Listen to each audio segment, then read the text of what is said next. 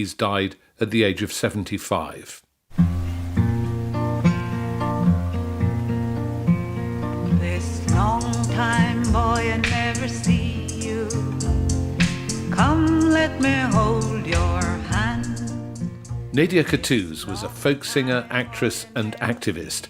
She was born and brought up in what was then known as British Honduras and is now Belize. During the Second World War, she answered the call from the UK for citizens of British colonies to join the armed forces. I was probably about 17 going on 18 when the news came over the radio about midday one day. There was an opportunity for women to volunteer. And I sneaked out of the house and I got my bicycle and I went down to the drill hall. About 2-3 minutes. By the time I got there, there were nearly 30 girls ahead of me. And then they chose the first 6. I was among those. Nadia and her fellow recruits then travelled to Jamaica and on to Miami and New York, where for the first time they encountered racial segregation. I was quite young at the time. And I don't think I have ever been so shocked and taken aback by something like that. From America, Nadia travelled to Scotland, where she ended up serving as a signals officer. Nadia's son, Mike Lindup, inherited her musical talent and is the keyboard player in the band Level 42. I asked him how his mother first became a performer. I think that she naturally had a good singing voice. She did a play. It was a play where Ewan McCall was part of the cast, and he was singing The First Time Ever I Saw Your Face to Mum. And there was a man called Steve Benbow, an English folk singer. I didn't know that then, but at the end of the play he came to me and he said, "How do you feel about joining my folk four?" And I said, "Me? You know, the idea of a Caribbean woman in the middle of an English folk four? Okay." And she found that she kind of could make a living and, was successful at it. And what about her acting career? How did that start? Initially, she was studying at the London School of Economics because she went back home after the end of the war, having studied teacher training in Glasgow. She decided to go to Central School of Speech and Drama, do some basic acting training. I've got a feeling that it was also part of the times.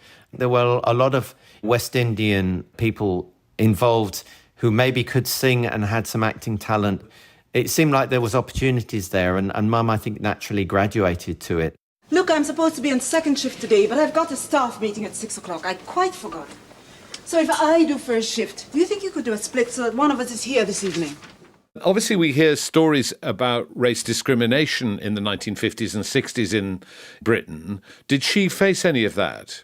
Yes, I believe she does. She was working for the Colonial Office, helping people who, for example, come off the Windrush. She said it wasn't really overt, but then by the time people like Enoch Powell came along and started making these rivers of blood speech and so on, then sort of permission was given for people who had kind of racist tendencies to be more outspoken about them. After the war, and I came to London, that's the first time I became aware about the racism, because you could see the cards in the window. It would say no blacks, no dogs, no Irish, no children, but always no blacks. But at the same time, I think that generation, it kind of was more water off a duck's back. People didn't take offence. They just thought, you're just ignorant. And did she keep up her connection with Belize? Very much so. She was also an activist. She was lobbying for Belize when British Honduras was starting the process towards independence. And we used to get the newspapers from Belize posted to us, dropping in every week. And I just remember growing up looking at all these stories in these newspapers. Sorrow is a loving thing, warm and beautiful. And you must have grown up surrounded by music as well. Is that where your musical impetus comes from?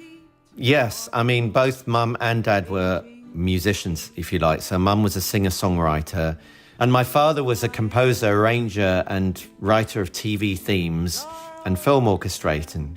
We'd go on holidays, like I say, to Scotland. Me and my sister and Mum, we'd be singing 3-part harmonies, and it was just kind of like natural. Clinging tight. I mean, she had such an extraordinary life and such a varied life. What do you think gave her the most satisfaction in all that she did?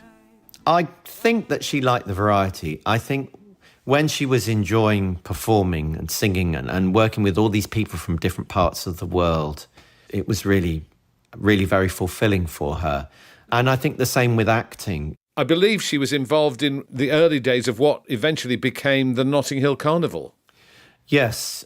I remember Mum taking me along in the early days of the carnival because she said, you know, this is really important. It's fantastic. And, you know, it's the first time to see kind of Trinidad-style carnival on the streets of London. Did she have a kind of lifelong affinity with the idea of a Commonwealth of nations, of people from different backgrounds, different countries coming together? Very much so.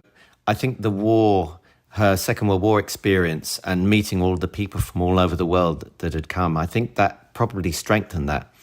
And, you know, Mum was a great supporter of the whole conversation about that we are all one in that sense. Which is home? Is it here or there? Both.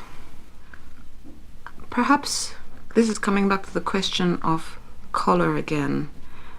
I feel the necessity all the time to see that my own roots remain pure and strong, and these roots belong in British Honduras.